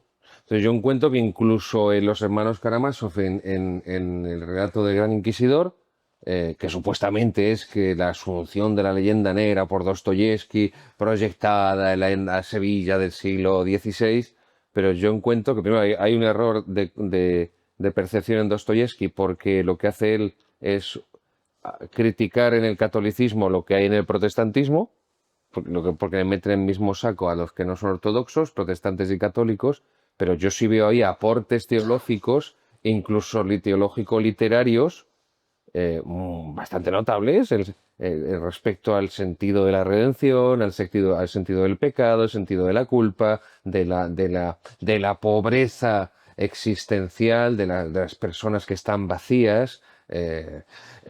Ana Karenina de Tolstoy, pues esto se ve perfectamente. La muerte de Iván Illich, que estuve también leyendo hace muy poco, estuve leyendo La muerte de Iván Illich, pues yo encuentro ahí que incluso no siendo propiamente teólogos de formación, sí hay elementos que son realmente enriquecedores. En el mundo protestante me cuesta mucho comprobarlo, o sea, entenderlo, no entenderlo, encontrarlo, o sea, porque los ortodoxos no van a negarte la historicidad de los evangelios. Pero los protestantes, o una buena rama de ellos, sí, en nombre del método histórico crítico, de una supuesta seriedad científica en la que no cabe cualquier cosa que sea semejante a un elemento sobrenatural. Así que son invenciones literarias de la comunidad primitiva. O sea, yo creo que en ese sentido ha habido una sobredimensión absoluta de la teología del mundo protestante y su percepción por el mundo teológico católico debido a ese complejo aquilotrato de inferioridad de la leyenda negra. La ética del capitalismo de Max Weber hizo mucho daño porque fue muy leída por muchos obispos y sacerdotes también, pero Weber estaba defendiendo simplemente la corriente protestante en la que él había sido educado, ¿eh?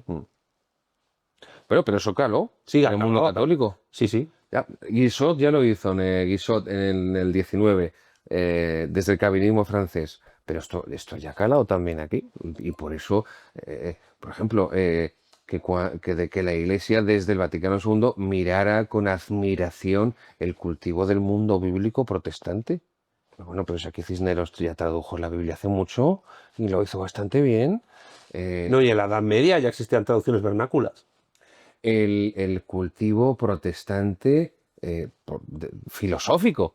Pero ¿qué pasa? ¿Que no se ha estudiado por los católicos a los clásicos griegos? O sea, no sé, Leopold von Ranke, toda la escuela positivista de historiografía, es que ahora hasta no nos hemos enterado que era la historiografía hasta el siglo XIX, hasta que ha llegado el positivismo histórico. O sea, sin restar méritos en cuanto a su laboriosidad y a su producción, en lo que tiene de aportes novedosos y positivos, pero pienso que hay mucha producción intelectual del mundo protestante a nivel, insisto, humanístico, que está sobrevalorada completamente por nuestros complejos de inferioridad.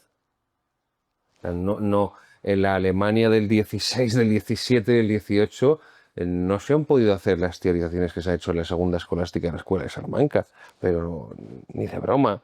Eh, bueno, no entremos ya en la producción artística. Bueno, y si nos vamos al siglo XVIII, tú no puedes entender a Kant sin la escuela de Salamanca, fíjate. ¿Eh? Por ejemplo, sin Suárez, al final. ¿Qué es esto? Es tan sencillo como esto.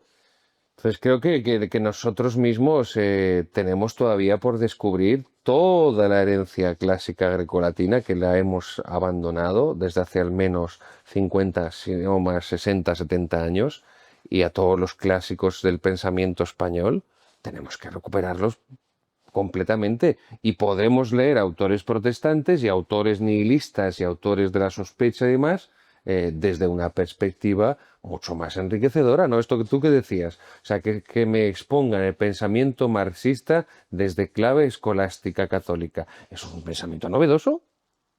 Pues eso es lo que yo recibí en el segundo bachillerato, ¿eh? De BUP. Pensamiento novedoso, sin duda alguna. Mm, Porque además, yo recuerdo que fíjate, es un libro de religión para estudiantes de 15, 16 años de mediados de los 90, que se dice pronto, que yo creo que ahora mismo sería inviable algo así. Pero que te hagan en ese mismo libro un análisis de la mercancía desde una perspectiva escolástica, te expongan cómo Marx expone el análisis de la mercancía, el fetichismo de la mercancía, la alienación en el trabajo, la explotación y todo lo que tiene que ver a nivel sociológico y filosófico con la mercantilización del mundo, eso, la verdad, es que es una joya. Es una joya literaria, editorial, que es muy difícil de encontrar en los tiempos que corren, ¿eh? Muy difícil. Inexistente, directamente inexistente. Pues esto es todo un mundo que los hispanos tenemos que recuperar completamente. O sea, no está unido. O sea, igual que lo que decías tú, la salvación de la Iglesia está unida a su elevación intelectual, que va unida a su moralidad. No, y yo lo decía que va unida a la salvación y la lucha por la elevación del pueblo. Sí, sí. Eso. Cuidado, que también va por ahí la cosa. No, pues eso, sí. O sea, porque la Iglesia, o sea, que tú eres pueblo también. O sea, los sacerdotes forman parte del pueblo, como diría Gustavo Bueno, tanto que parte viva de la nación. Y por tanto, la Iglesia no se puede elevar si los propios miembros de la Iglesia no elevan al pueblo consigo. Sí. Que es una asignatura pendiente por parte de muchos clérigos de entender, me parece a mí. Sí. Lo que te decía antes, el abandono de las élites intelectuales. Ese abandono de las élites intelectuales nos sigue pasando factura y nos seguirá pasando factura mientras no haya intelectuales, no solo, insisto, no solo laicos, seglares, civiles, sino mientras no haya también intelectuales eclesiásticos ocupados y preocupados por elevar esa formación de unas élites católicas de pensamiento. Y la hispanidad se puede recomponer y se puede elevar a nivel cultural en la medida en que haya motores de producción de esa elevación cultural, y durante al menos 4 siglos, al menos el motor intelectual de la cristiandad hispánica, de la hispanidad, fue la Iglesia Católica. Entonces yo comprendo que ya la Iglesia no pueda e incluso ni deba ser ese motor intelectual en solitario. Es evidente, por eso creo que no debe tampoco, aparte que no puede de ningún modo, pero eso no implica que no haya esa presencia de esa elevación también por parte de algún elemento eclesiástico. Eso es lo que yo, modestísimamente, dentro de mis limitaciones, Santi, yo he intentado hacer todos estos años y todos los años que Dios me conceda de vida, de poder contribuir a eso que con mayor o menor extensión. No voy a llegar nunca a la gran extensión que tienes tú, pero con la modesta extensión que llego, pero intentar al menos poner ese granito de arena para elevar. Es decir, muchos misioneros no conocemos su nombre de Hispanoamérica, pero fueron los que enseñaron a leer y a escribir a generaciones de indios americanos. No han pasado esos nombres a la historia, pero ahí está su labor, que después se ha prolongado. Muchos de esos misioneros que iban a Hispanoamérica porque así lo seleccionaba la propia corona, desde Isabel la Católica, eran la élite espiritual. O sea, no solamente eran unos tíos de hierro por lo que comían y cómo vivían, aunque muchos acababan muriendo muy jóvenes, pero aún así, pero que eran tíos intelectualmente muy preparados y por eso sí, no iba a decir relativa, con suma facilidad pueden poner por escrito las lenguas indígenas, traducir catecismos, gramáticas, vocabularios, editar libros de oraciones, libros piadosos, libros de texto. Solamente personas que salían de universidades, por ejemplo, como Salamanca, muy bien capacitados intelectualmente, podían hacer eso. Todos los nombres de esos misioneros que elevaron culturalmente y evidentemente espiritualmente, porque el alma espiritual es un alma racional, pues se han, entre comillas, perdido como lágrimas en la lluvia. Bueno, hay un punto de inflexión, tú lo has señalado, eh, que yo creo que es el siglo XIX, en el cual la capacidad de recuperar aquello se dificulta. Pues el siglo XIX tiene dos características. Primero, es el gran siglo de instauración y de masificación a nivel prácticamente global de la leyenda negra antiespañola. Hemos hablado de Dostoyevsky. O sea, yo creo que era prácticamente inevitable que muchos grandes hombres, pensadores, literatos, filósofos de ese siglo tuvieran trazas de la leyenda negra antiespañola sin saber lo que era eso, simplemente porque eran hijos de su tiempo. Y al mismo tiempo es un momento de inflexión para el catolicismo, porque también se instaura una cierta leyenda negra contra la Iglesia Católica en ese siglo. O sea que el siglo XIX es uno de los siglos más determinantes de la historia y más complicados de entender para la gente de la mentalidad del siglo XXI. Pero somos hijos de ese siglo XIX, porque el mundo actual surge en ese momento, evidentemente con elementos del pasado.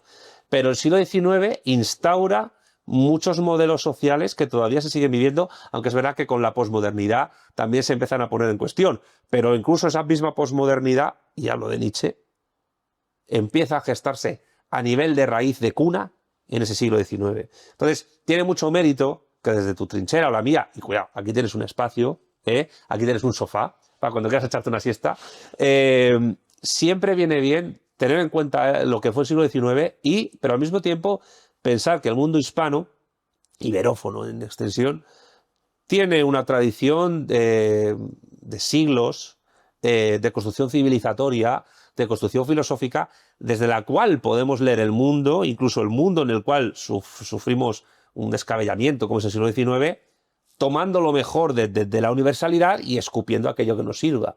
Es decir, tenemos esa capacidad, porque si otros lo han hecho, es decir, si Kant partió de Suárez para escribir su triple crítica, nada impide que nosotros podamos leer a Kant desechando aquello que nos sirva. En el fondo es lo que ha hecho Gustavo Bueno desde su ateísmo católico y su filosofía materialista. Creo que, y eso es un trabajo que hay que ponderar, ¿no? La capacidad de, desde aquellas herramientas en las cuales te han educado necesariamente los siglos XIX, XX y XXI, sin embargo, reconectarte con lo que viene siendo el mundo hispano a nivel de pensamiento, de filosofía, y desde ahí hacer en sentido hegeliano, ¿no? Una negación de la negación. Un ejercicio dialéctico que nos permita resituarnos en este siglo y en los venideros sin renegar de lo que somos, asumiéndolo y, oye, lo que valga del resto, bienvenido sea. Creo que eso es una tarea a hacer, ingente, pero algunos nos la hemos autoasumido, autoimpuesto. Exacto. Y creo que es muy importante hacerla. ¿Tú respetas más a un filósofo ateo que a un nuevo protestante?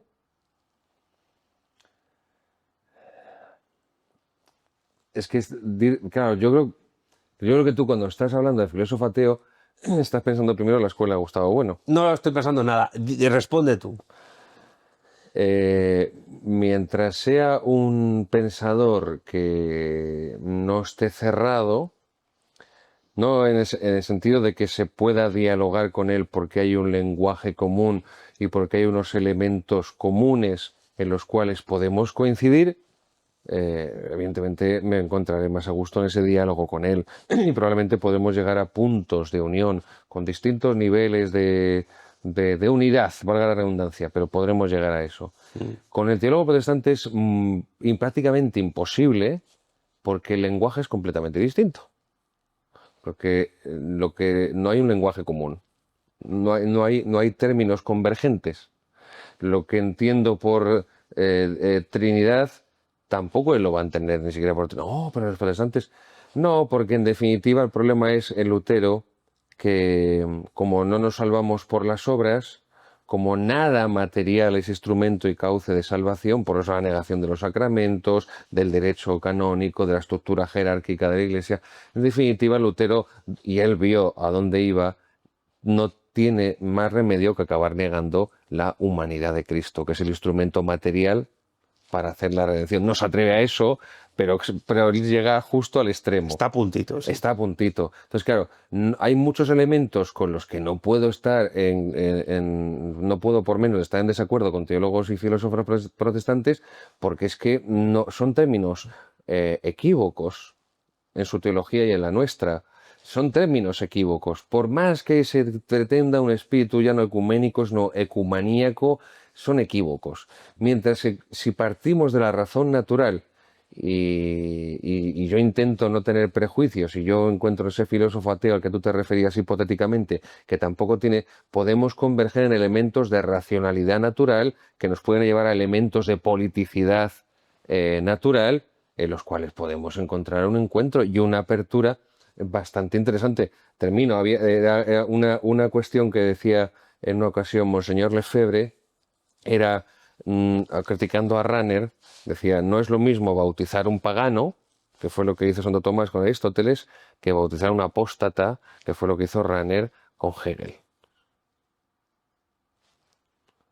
Entonces ahí hay más cercanía con un filósofo pagano que con un supuestamente cristiano como Hegel, educado y conocedor de, pues bueno, por ejemplo, también de Suárez. De verdad. A la contra de Kant, cuidado. Porque Hegel también es un tipo súper peculiar. Muy complejo. Muy complejo, muy complejo. Bueno, a propósito lo fue. Las dos preguntas que me quedaban por hacerte. Estábamos hablando al principio de nuestro encuentro aquí en el sofá, de alguna crítica que te han hecho. Esto no es una crítica realmente lo que te quiero expresar, sino una cosa muy curiosa que me ha llegado, sobre todo de señoras, de todas las edades. Y te lo voy a plantear abiertamente. Dice, Gabriel, muchas me han escrito, unas cuantas, un puñado. ¿Cómo un hombre como tú, Gabriel, tan masculino, tan atractivo, ha acabado siendo sacerdote? Con la cantidad, y no es broma, no es broma, de admiradoras que tienes. Bueno. ¿Me puedo permitir el lujo de ser impío contigo? Ya, sí, creo que sí, a esta altura de la vida sí. No sé. ¿Te ha pillado fuera de juego la pregunta? Sí, no me esperaba esto, no me esperaba esto, la verdad. No sé. Me resulta curioso. No, por Dios, aquí todo es muy hetero. Bien, la verdad y la belleza. No, ya está, todo muy hetero. Y nos damos abrazos muy heteros. No, la cuestión, yo creo que me da la atención que yo no sabía cómo interpretar, porque no he sido Brad Pitt cuando era joven, la actitud de algunas mujeres de distintas edades, chicas y mujeres de edad hacia mí, porque me parecía, ¿cómo decirlo? No desproporcionado, pero sí inapropiado. Entonces, esto me ayudó mucho una chica, una amiga mía de Valencia, que yo la casé, porque me decía que muchas mujeres encuentran casi como una misión imposible encontrar un hombre que las escuche, mientras que yo escuchaba. Y eso a una mujer la vuelve loca, así me lo dijo. Y sí, me sorprendió mucho. Digo, pues que no, muchas amigas, pues los novios no las escuchan. Y muchas mujeres, muchas esposas, los hombres, su marido, tampoco las escuchan, ¿eh? Una cosa es que las oigan decir y contarles su vida, y otra cosa es que realmente las escuchen. Claro, tú cuando habla una mujer contigo, pero igual que un hombre, pones atención. Pero también es porque me han enseñado en el seminario a escuchar, a saber escuchar a una chica joven y guapa, a una señora de muy buen ver, a una ancianita, a un niño, a un señor y a un obrero de pelón pecho con la botella de butano aquí en el hombro. O sea, no. ¿Te gusta escuchar y aprender de las personas? Sí, me parece que sí. Me parece que siempre podemos aprender de las personas, incluso de los que te parezcan que son, que tienen una actividad neuronal inexistente. Creo que también esas personas te pueden enseñar, aunque no sean más que por defecto. Entonces, bueno, eso me llamó mucho la atención. Por ejemplo, mujeres que venían a hablar en plan de dirección espiritual o a conversarse contigo y tú veías cómo iban pasando el tiempo y cada vez venían más arregladas. Eso me llamaba la atención, ¿no? La primera vez venían normal y corriente, pero ya en las siguientes veías que se iban arreglando cada vez más. Y yo luego entendía que, claro, como que para ellas empezaba a ser una persona importante independientemente de cualquier tipo de movimiento sentimental. Se arreglaban más como muestra de, pues, esto es muy propio de la psicología femenina, una persona que me importa, no me encuentro con ella de cualquier manera. Esto en la psicología masculina no entra, pero en la psicología femenina sí. Pero bueno, yo creo que, y lo tengo muy, muy firme, yo creo que nací para ser sacerdote, no imagino mi vida de otra forma. Em, no, mm, no podría, reconozco que me hubiera gustado humanamente haber fundado una familia, tener una esposa y unos hijos, pero eh, bueno, no creo que me arrepienta, no me arrepiento de hecho de mi vocación, de lo que elegí, y incluso en los momentos de mayor oscuridad y de mayores crisis que haya podido pasar en la soledad de los primeros años de sacerdote. eh, si en alguna ocasión que incluso tuve y esto también es una confesión, ¿no? Un movimiento así de rebelión contra Dios, era porque yo tenía clarísimo que mi existencia no podía ser otra que la de sacerdote, pero claro, y entonces, ¿por qué no he conocido antes a esta persona, a esta mujer? ¿Por qué no he...? Me parecía en ese sentido, entre comillas, injusto, ¿no? Un poco me recuerda al libro de Job, cuando Job se rebela contra Dios porque no entiende la voluntad de Dios y todo el sufrimiento que está pasando. Al final, después de pasar por ese sufrimiento, el último versículo del libro de Job dice, Señor, antes te conocía de oídas, pero ahora te han visto mis ojos. O sea, esa experiencia del sufrimiento, incluso del enfrentamiento hasta llegando a la blasfemia contra Dios, porque el hombre se siente desbordado por los planes que Dios tiene sobre él, le ayuda a entender su vida ante la providencia y la mirada de Dios. Bueno, yo creo que con ese punto no. Siempre me hacía mucha gracia un compañero de seminario que tenía en el libro de oraciones una foto de una señora anciana en bikini. Y un día le regañé porque dije que me parecía blasfemo que en el libro de oraciones la capilla tuviera una vieja en bikini metida ahí una foto. Y me dijo que le ayudaba a comprender lo efímero de la belleza humana, de la belleza de la mujer, también la del hombre, pero evidentemente la heterosexual, entonces se refiere a la mujer. Bueno, ese tipo de cosas, aunque sean anécdotas así un tanto psicodélicas, te ayudan a pensar, ¿eh? Bueno, maravillosa, no sé, historia de la biología humana. Féminas, buscaros a otro. El pater está casado con su compromiso social. Última pregunta que te quiero hacer, porque además te tienes que marchar. Supongo que tendrás muchos libros en proyecto. Algunos en borrador, en el ordenador, quizás a mano, no lo sé cómo escribes, y algunos en la cabeza rulando. No te voy a preguntar por todos, pero en los próximos años, ¿cuál dirías que es la obra más ambiciosa que vas a escribir? Bueno, creo que la obra más ambiciosa que he escrito ha sido mi último libro, 1936, Cruzada, no Guerra Civil, sin duda alguna. El libro más ambicioso que tengo sería la continuación de ese volumen. El título vendría a ser algo así como Totalitarismo y Cristiandad, o Totalitarismo o Cristiandad, que es un análisis, y en el último libro sobre todo analizo el marxismo y en buena medida el liberalismo. En ese siguiente volumen quisiera analizar el nacionalsocialismo y el fascismo, contraponiéndolos, esa visión totalitaria, a la visión orgánica del corpus mysticum de lo que es la cristiandad. Creo que ese sería como el próximo libro siguiente más ambicioso que tengo. Por otra parte está ese otro proyecto que comentábamos, de volumen 2 de Roma a Berlín. En los 2 próximos años tengo que publicar 4 libros. Ya tienes el compromiso editorial firmado. Claro, son 4 manuales de historia de la Iglesia. antigua, moderna, contemporánea y medieval. Vamos a lanzar en el canal Tectón una escuela de pensamiento católico melchorcano, y vamos a ofrecer esos cursos, y entonces comenzaríamos el próximo curso, primer semestre, Historia de la Iglesia Antigua, el segundo medieval, y el siguiente curso moderna, y el segundo cuatrimestre contemporánea. No son evidentemente tan voluminosos, estoy hablando de un manual de estudio de alrededor de 300-350 páginas, con bibliografía, con esquemas y con resúmenes, para favorecer al alumno que no dispone de gran tiempo del estudio, ayudarle a esa labor de organización de los contenidos que tiene que aprender. Bueno, hay varias en ese punto.